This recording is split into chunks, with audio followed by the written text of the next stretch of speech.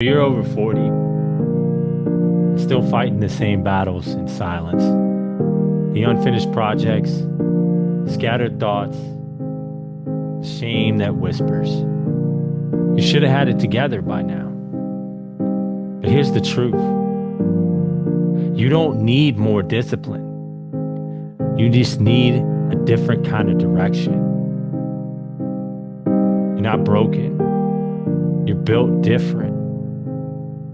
And for 7 days, from November 3rd to November 9th, you're going to prove it. This isn't just motivation. This is reclamation. 90 minutes a day to stop hiding behind the mask. Just put it away forever and walk away a different man. The Reclaim Your Voice Challenge. Your next level doesn't come from doing more. It comes from finally being more of you. Visit youradhdguy.com for more information. It's time for that change you've been waiting for. Because what you're talking about sounds like it's depression. A lot of times depression masks other emotions that you may be feeling underneath. So, processing and figuring out what those other emotions are. And a lot of times, depression can mask itself as repressed anger. So, if and a lot of times that occurs because you don't feel like you have a voice. So, like you may have things that have happened that you weren't expecting and you didn't feel safe, like you could express what you were feeling at that moment. This is Don't Mind Me, I Just Have ADHD. But let's be real. ADHD doesn't just mean forgetfulness or fidgeting. It's meant being labeled, masking, performing just to survive in a system that wasn't designed with us in mind. The podcast isn't about fixing you. It's about unlearning the shame you were handed down. Here we talk about ADHD, trauma, addiction, depression, healing, identity. All the messy things that make us human in our life and work. And we do it with fierce kindness. I'm Ron Sowers, your ADHD guy. And if you've ever felt like you had to earn your worth, if you ever struggled to slow down, speak up, or show up without a mask, welcome.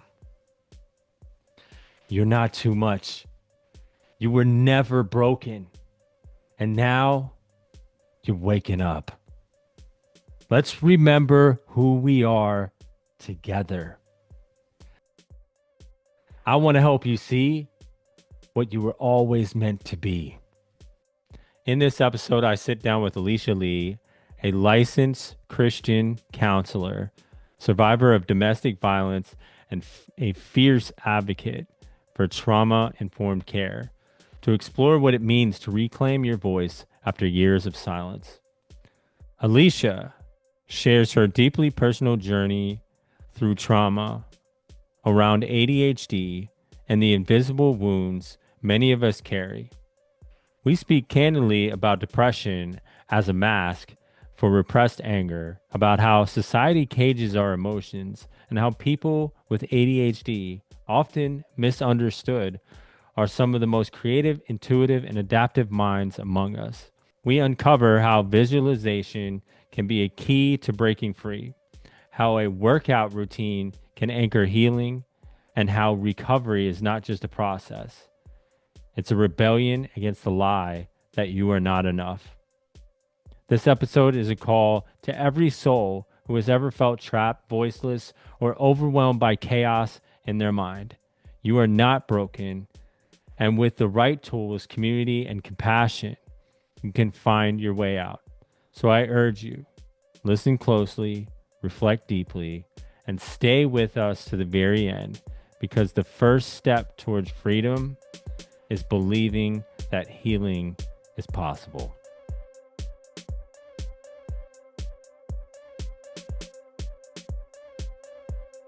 Hey, this is Ron here, and I'm here with Elisha Lee, who is a you're a coach. Licensed counselor who is also the owner of Restoring You Christian Counseling, a mental health practice in the state of Maryland. Nice. Definitely. Good old Maryland. Right, exactly in the DMV area. Right. Cool. Well, welcome to the show. I'm so glad you're here. And yeah, I was just wondering what got you into like the space that you're in? Well, it was all part of my own healing journey to kind of get into a place of wellness and help people with their own heart wounds. And that's my own full circle moment. A lot of times when you're recovering or over in the process of overcoming some things, you want to help others too. So this is my way of doing that as well. Awesome. That's that healing is so important. Man, Um, is it right? yeah, definitely. Do you have you worked with individuals that have ADHD or has ADHD what his role is like Oh in yeah. Yes, I have. I have worked with individuals who have had ADHD. I really love working with people who, because I think they're geniuses to a degree. yeah. There's a lot of famous people that have had ADHD that a lot of people don't know about. So I enjoy talking to them um, because they think outside the box, you know, Hmm. and I enjoy meeting people who think outside the box because it helps you to stretch also as well. So I enjoy that, which is why I think Awesome. we connected so well, Ron. You know what I'm saying? Yeah, I got ADHD. Definitely. Right. No, that's good. And we need more people that kind of see it that way, that the strength side of it. These are people that are very creative. They have the the needs and wants just like anybody else. Hmm. But a lot of their strengths get overlooked because all the negative or the yeah, I'm getting a blank here. But No, but it's okay. I get what you're saying. Like I think people who are under the umbrella of ADHD, they tend to be individuals who are extremely smart. They are extremely creative because they're able to think outside the box. They're able to quickly be flexible within situations that in the past may have been rigid. So if something appears to be rigid, what they tend to do is they tend to work around that so that they can go to that place of where they're trying to go. And it doesn't always make sense to everybody else, but I think that's okay. We're just I just think they're just kind of think differently and they're wired differently. And I think that's okay. The world would be the boring place if we were all the same, you know? So yeah, that's how definitely. I And, I- see and it. I'm glad you see it that way because that's the kind of mission that I'm on is just to give people this understanding that ADHD is here. It's not going anywhere. But it's not a problem as well. Hmm. It's like coming from that deficit system, which I think is harmful for everybody because if you don't fit inside this certain box or you don't, meet this standard or it's going to you're not as good of a person or you're not, which it totally misses the mark. Absolutely. Absolutely. Which is why it's so important to really kind of just focus on what's some, what meeting people where they are, Yeah. and not try to put them into a place where they would normally not fit, and then tell them that something's wrong with you or something is off with you because you don't fit. That's not conducive, you know. That doesn't fit the bill. So I think it's really cool that you're doing the show and just trying to normalize at least this piece of around that's around that, because it's I mean, I think they're cool people, you know. They tend to Yeah. excel, especially like when it comes to driven types of things, like in sales environments, they tend to excel and things of that nature because they do think outside the box, you know. So Yeah. Plus, living as somebody with, a neurodivergency period is just, life is much harder and you have to be more perseverant. You have to persevere more and be more resilient. So it makes sense, like, why, like sales and other outside the box type of um, jobs or professions, would actually benefit those individuals. So yeah, let's go ahead. talk a little bit more about your like your healing. What was it that um you had to heal from Well, that brought you? I am a survivor of this isn't something we talked about before, but I'm a survivor of domestic violence. I was in a Mm, marriage where there was domestic violence within the marriage, and I was able to get out of that situation and also that's um, good. protect my children and come out of that for and bring them out of that and the ripple effects that came from that. And so I healed from the grooming that took place to even put myself in that situation. From my younger years, I was healing from, literally being in that situation, and then Yeah. the trauma of what happened from that, and then also too helping my sons process what happened as little children, and helping them to get a better place in their healing as well.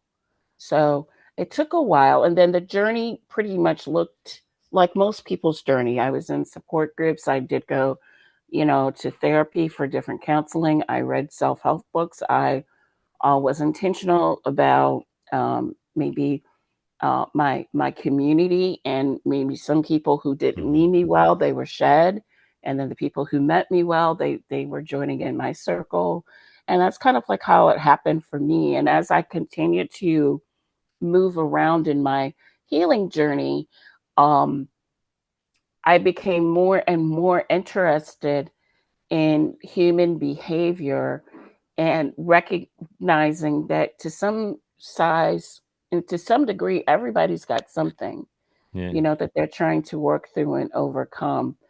And I figured that that was something I wanted to do as a career. After a while, you get tired of just doing a job, and then you want to do something that brings you purpose. And so this brought me purpose, and that's how I got going into this area. So, that's awesome. And I'm sure that there's still things that you're healing from, and thank you for being so open about that. I'm sure that that was incredibly difficult to do. Um, but you push through it, and that takes a lot of courage and strength. Um, yeah, yeah, absolutely. I mean, I lost everything twice. You wow. know, I went through 2 seasons where I lost everything twice. But the thing is that I believe I'm a much better person or version of myself than I was before. Although those incidences have changed me dramatically, um, I don't regret the journey that it brought me in, because there was beauty within that trauma, within those traumas that bring into a better version of myself. And my sons are doing well overall. Like they still, they're sons, so they're doing well. That's awesome. I'm in an area where, so we're all in a better place. But if I hadn't done the work around that, then I would have stayed. Then it wouldn't have been good. For me, I honestly believe if I would have stayed in that situation, I wouldn't be here today.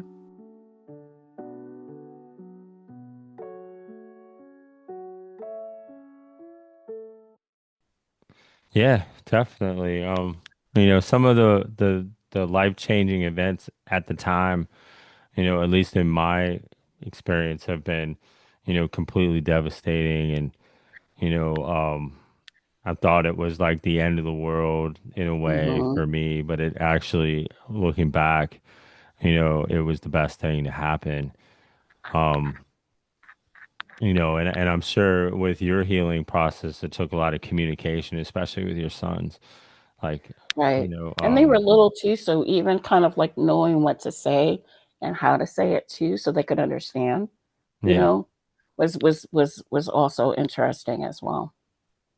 yeah, because I'm actually doing some exploring on my own about like, there's this sadness that I have from years of, especially as a man, like it's just saying that word, like, oh, I'm sad, I'm feeling sad right now. Like that's not something that's a normal thing um to allow myself to feel, because it's either I have to be happy or I have to get away from this emotion. But Hmm. it's okay. Like if something happens, you know um in my life that brings up that sadness, because it's a weight. It's a weight Right. that has been pushed down and pushed down and pushed down, and it covers up other emotions that are Hmm. just buried there. Um, and really exploring those has been, it's been raw, but it's also been, freeing, and I feel like lighter, like I'm carrying less baggage, which is awesome. I think that depression, because what you're talking about sounds like it's depression. A Hmm. lot of times, depression masks other emotions that you may be feeling underneath. So, processing and figuring out what those other emotions are. And a lot of times, depression can mask itself as repressed anger. Hmm. So, you know, if and a lot of times that occurs because you don't feel like you have a voice. Yeah. So, like you may have that have happened that you weren't expecting and you didn't feel safe, like you could express what you were feeling at that moment. So a lot of times that brings up those feelings of anger, but you can't express it, you know. Yeah. So yeah, but that could be. So it's good that you're taking out the time to evaluate and say, why am I feeling this sadness? Because if you ignore it, it's only going to deepen. Yeah, definitely. And that's, another thing that I've been battling as well is like, the initial or reaction to be like, oh, we need to get away from this and we need to change this because Hmm. this is bad. You don't want to feel this. Um, and it's been very, eye-opening, because it goes back to like, okay, why am I feeling it? I always like to use curiosity when it comes to feeling these deeper emotions, like if I'm angry about something or upset about something, like I like to explore, like, well, is this something that I need to communicate about? Was it really that important? And how do I go about making that communication once I get to that point of understanding? And sometimes I got to just run it by somebody else that I trust in order to be Right. like, to get a better answer. Because I feel like, a lot of us hold in um, these situations, like, especially when it comes to strong emotions, because we don't think that, it shows we're weak, or or we shouldn't be feeling this, so I can't admit that I'm feeling it. So you're stuck in this isolation of like feeling these strong feelings with nowhere to go with it, with nothing to do. And once I've been able to be able to communicate those, um, the solution's often in that communication, because you never know Hmm. what that person's like insight is going to be in that situation, that can really help, or even just getting it out, um, and releasing that, like it's like a cage that Right. a lot of us are stuck in.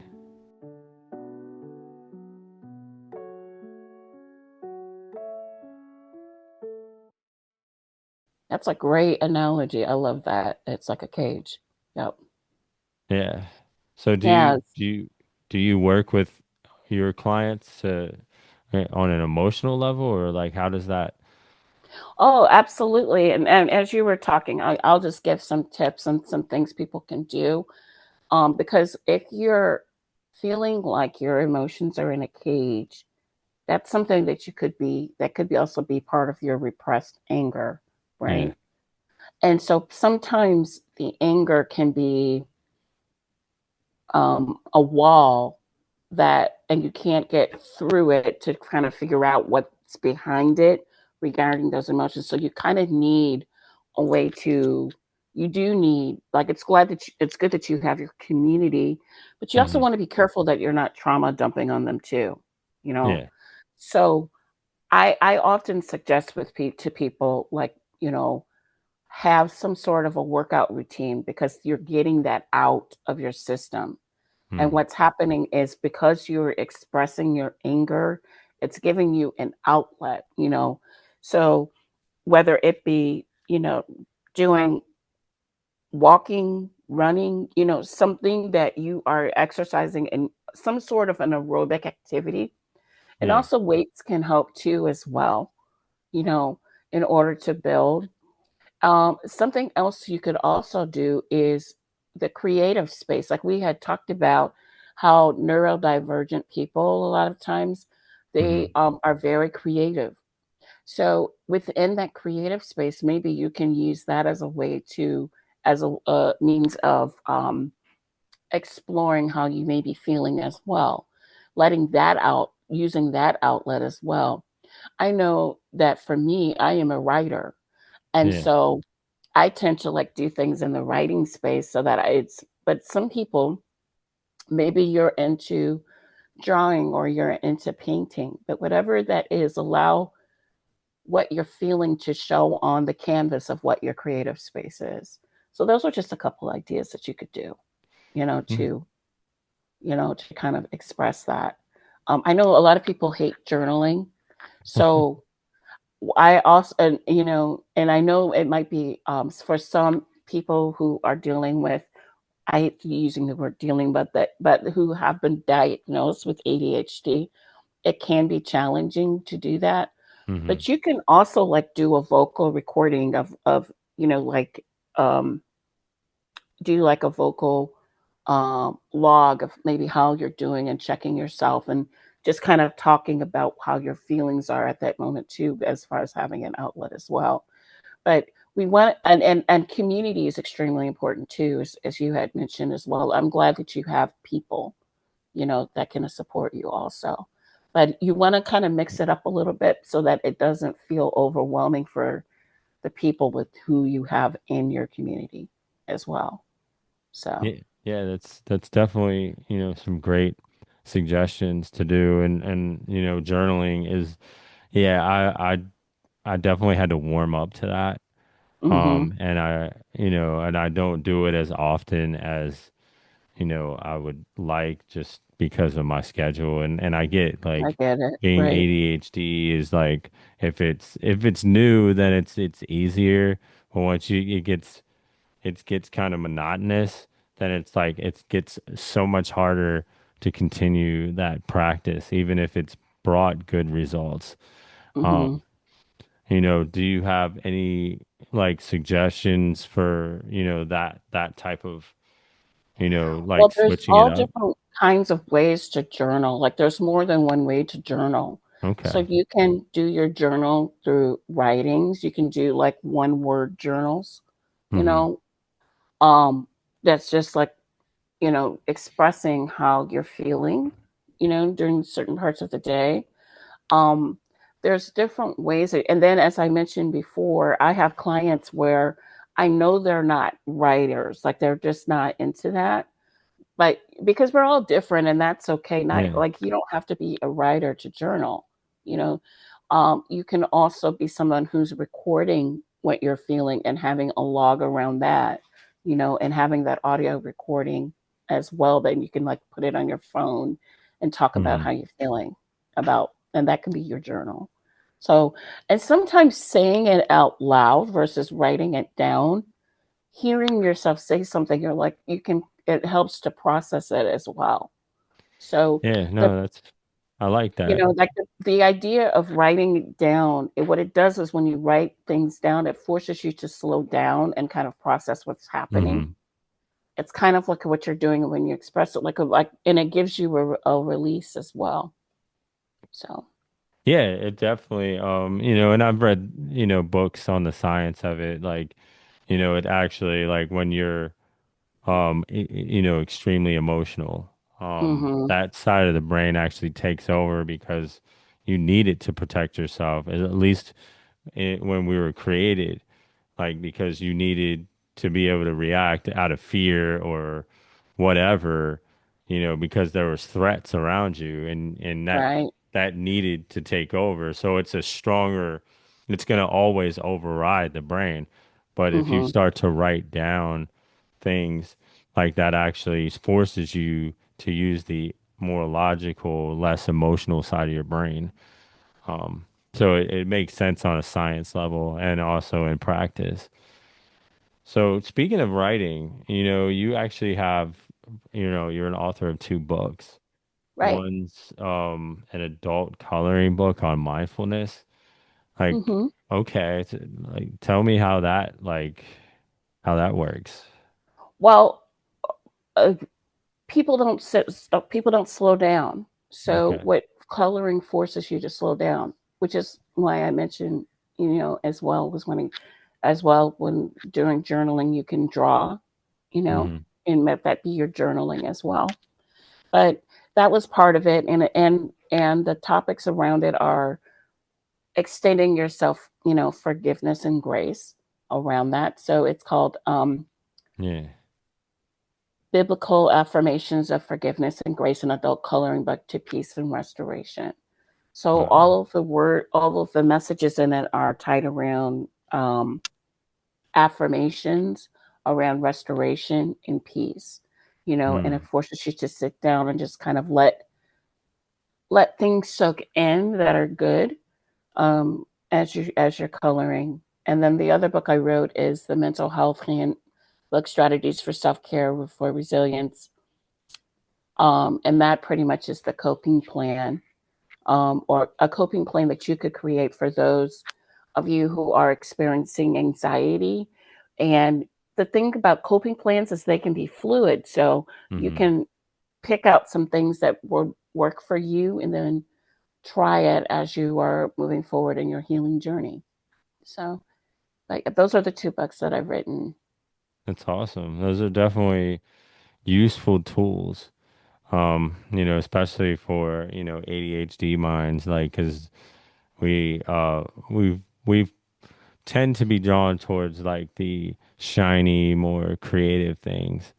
Mm-hmm. Um, especially like, a lot of people don't understand that there's a therapeutic value in drawing or painting or coloring. Mm-hmm. You can also express those emotions and they don't, you don't have to, you know, go out and create an art gallery for it. It's just there as another form of, like say journaling, it's just more in a creative way.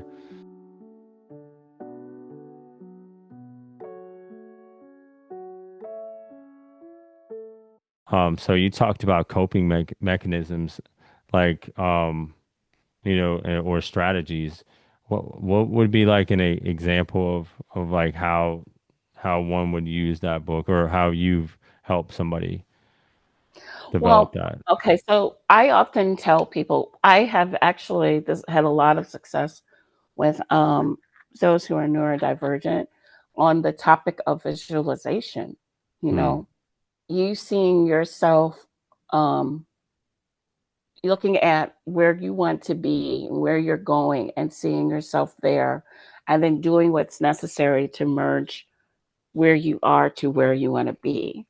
And yeah, then what's really cool is seeing how someone who is um, been diagnosed with ADHD, how they think outside the box to get to where they want to be. And it might not look like mm, how everyone else looks, but that's okay because it's still getting them to where they want to be. So I use the tool of visualization quite a bit. Um, Deep breathing, I think, is very important as well to kind of slow yourself down, especially in spaces where you kind of have to slow down, even though you don't want to. Those yeah. kinds of things. That I found that to be helpful because it also helps to measure your responses to situations as well. Just doing that intentional pause, you know, as well as uh, exercising um, your giving yourself permission to not engage in conversations that don't mean you well, you know, Yeah. and how to gracefully exit from that or take part in some of the difficult conversations. So it's a combination of all those things that are in that book. No, So that's awesome because it's like mhm. that there's definitely some conversations, it's hard to, gracefully exit. And I feel like a lot of people have that Right. issue. Um, I've never had that problem. I was like always looking for the exit, being an introvert, but now I'm more along the lines of like, okay, um, how can I sit with this person, especially if this is something that they need, Right. to vent that stress. I may not, Right. and, even if they're not necessarily listening, like understanding the core of who they are. Mhm. Um, like some people have, are bipolar and understanding like that, in 1 minute they could be the greatest person to be around, and the next minute they could just, be someone else. And that can flip very easily. So understanding that about them and being like, oh, well, okay, he's changed or she's changed. Like this is probably something happened to trigger that. Mhm. Um, let me not be as, judgmental or, let me remember them as like the best version of them, and Right. try to help them Exactly. get through it. Exactly. It's been, eye opening, and I um I definitely like that workout routine that you Mhm. talked about, because the other thing that you talked about was that breathing. Mhm. And the breathing, like for me, has come over time. But how do you get people to really like get into that and create a routine out of that, especially if, breathing can be something for somebody with ADHD, especially trying to slow Mhm. down can be, like asking them to, sit down to an SAT exam. So I kind of think that um, a lot of times what you do is what people are what I try to work with people to do is to pay attention to your body. Hmm. So if you're starting to feel like, um, for example, like your shoulders are getting tense, or if you're starting to feel like maybe you're getting sweaty palms or tightness in your chest, before it getting to that space, start the deep breathing. And you can do deep breathing anywhere or in any situation. You Mm. don't necessarily have to be at a situation of pause. The purpose of it is to help you get yourself grounded and to also help you refocus on what's happening around you. Because because a lot of times those who are neurodivergent, they may be at a 10 and everyone else around them might be at a 7. Yeah. And so in order to kind of help them to be able to flow within that space so that they're not misunderstood, sometimes paying attention to that can be a form of, they can start feeling anxious because they're realizing that. So doing the deep breathing can help with getting yourself grounded and better pacing yourself so that people are actually hearing what you have to say. So, there's a difference Hmm. between, like, I can say anything, but are people really hearing what I have to say? Yeah. So that becomes the situation of, do I want the people around me to hear what it is I am saying, and then exercising that accordingly.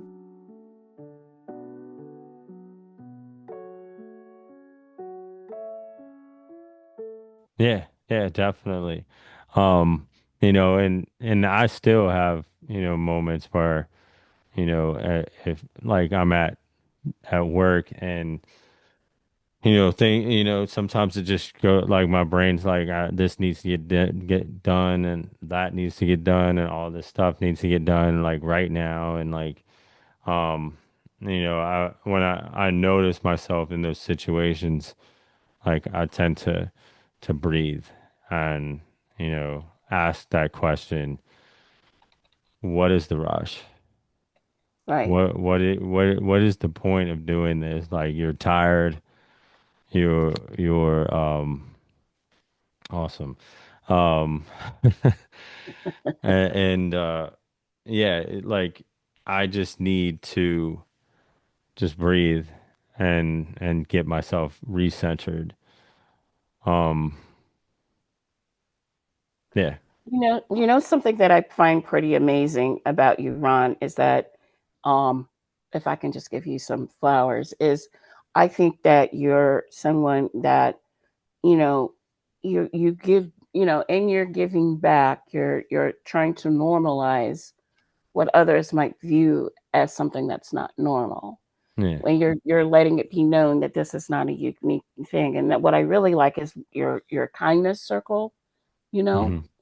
and Thank so you. one of the things I would like to extend, to everyone too, with the audience, is make sure you're taking time to be kind to yourself as well, because sometimes we can be so hard on ourselves, Yeah. like, especially those who are where the world is slower than how you move.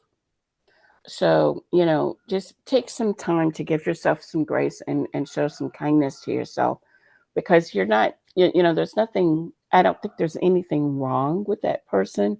You're just different. And I think that's okay, you know. And I don't think different is a bad thing. I think different is a good thing. So, Yeah. And I appreciate your kind words, man. Like they really hit home for me, Alicia. And yeah, it's about, showing up in a way for yourself because I feel like our diversity is our strength as a human race. hmm hmm It's when, you can even look back in history and some of the best, most um like times of evolution was when we got together as from different people in one hmm place and got those ideas. Um, because there's always a new problem. There's always something that needs to be, looked at deeper. And when we're like when we show up with kindness, and I'm glad that you talked about that, because it's often misinterpreted as a weakness, it's really not. but you think about it as like, yeah, you've been kind to somebody in the past, in order to continue to be kind. after those negative, reactions to that. It takes courage because I'll tell you, like every day I'm not waking up like, how can I be kind today? Sometimes like just being kind to yourself, or a lot of times just being kind to yourself is the only way, the best way that you can show up for other people. You know, Right. like, like I said, like when I say I'm sad, I'm feeling sad and admit that to myself and allow myself to process that emotion, Right. and let it flow. I'm actually being kind to myself Mm-hmm. so that I can not hold on to that heaviness that's going to start to erode at who I am, and I won't be able to show up because I'm spending so much energy and time trying to ignore this and force it back down so I can be this positive. Nobody's positive all the time. Like that's, and I feel like in this culture, that's kind of taking away from our humanity as as Right. as people because we're not showing up as our authentic self. We're showing up as as somebody that we believe the world needs to see, Mm-hmm. and we're afraid to show, as people, but especially as men to show like our vulnerability. And we're at a time where it's like you have this openness and this platform that's just not being utilized in the way that I see it can be. Absolutely. Absolutely. And I think that it brings a balance to some of the, because there's so much negativity out there right now. So it helps to bring a Yeah. balance to what's happening there. So, you know, um, it feels like in a lot of ways, like with restoring you, for example, with the practice and everything that the practice is doing, you're doing the same thing, and which I think is amazing, which is why we're going to be doing some collabs together. I know you're going to be on my podcast in a couple Yeah, of it's weeks. I'm awesome. excited about that. So, yeah, Yeah, me too.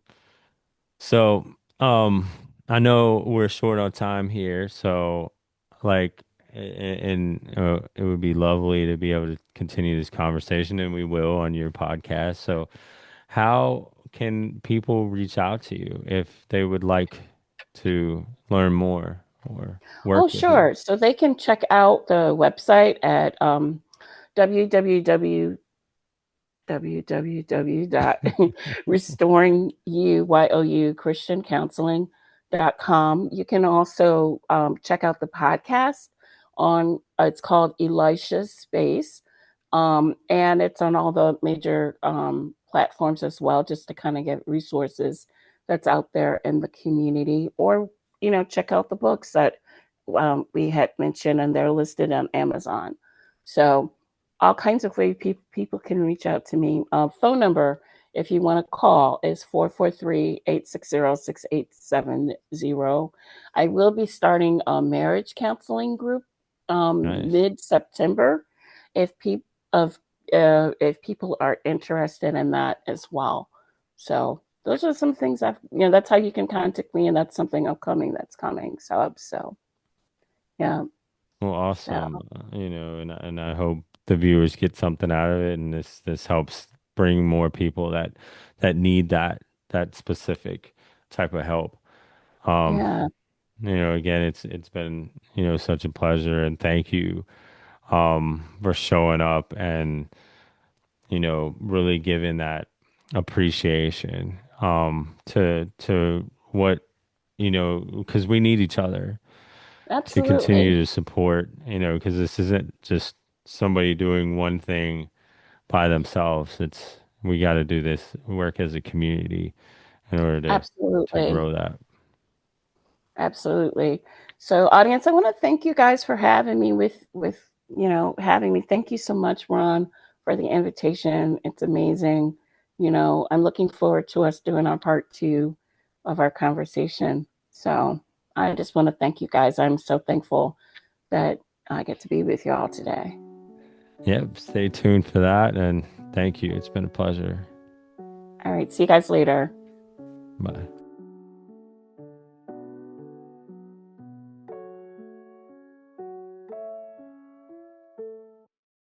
So, what if the voice you've been waiting to hear was your own?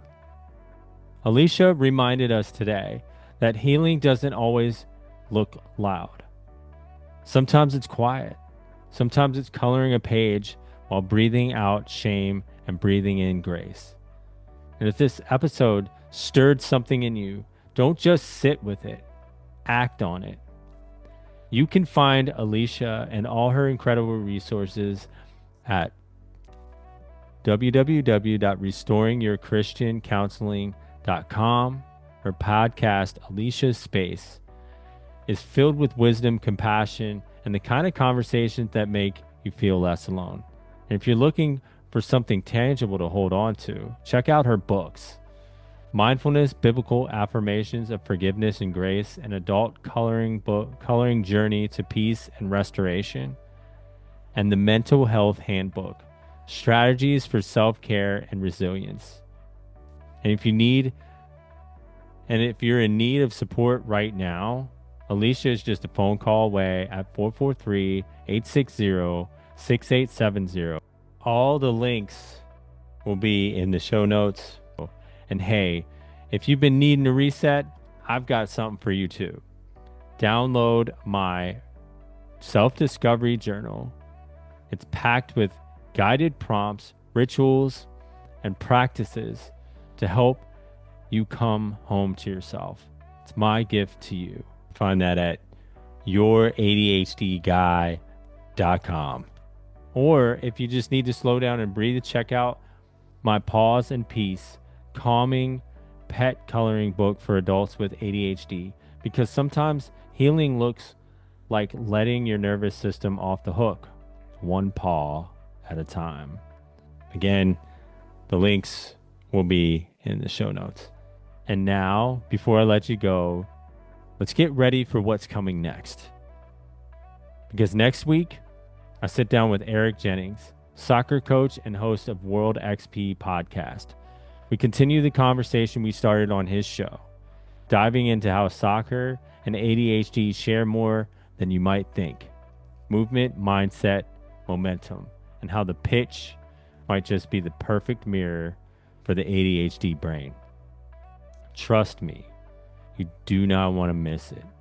Until then, be kind to the parts of you still healing. They're not broken, they're becoming. And as always, may the source be with you.